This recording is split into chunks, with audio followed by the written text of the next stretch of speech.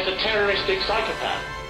That when he took over his society with a teenage militia high on drugs, and almost everything had been blitzed and was defenceless, he put into practice, in a cardinal way, what many of these Western idiots in the 60s with their fist in the air had been proposing. He sat in Paris, in salons, listening to Credo, listening to Sartre, listening to de Beauvoir, and he imposed it implacably like the cretin he was. That is communism in its rawest and its crudest form. It's a sort of morality of bestiality, essentially.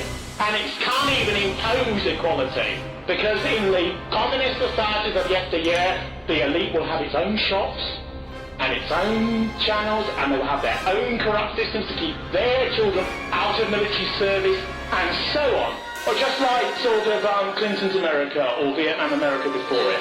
Every elite in that sense will recompose, despite the thing.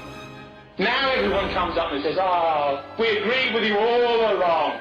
But in this society, liberalism has learned how to rule in a far more sophisticated way. Inequality is the truth, because nature is unjust but also fair in its injustice, because there's always a balance. People who are very gifted in one area will have grotesque weaknesses in another. People who are strong in one area will be weak in another. But whatever occurred, and whatever occurs, we don't have to apologise. We step over what exists.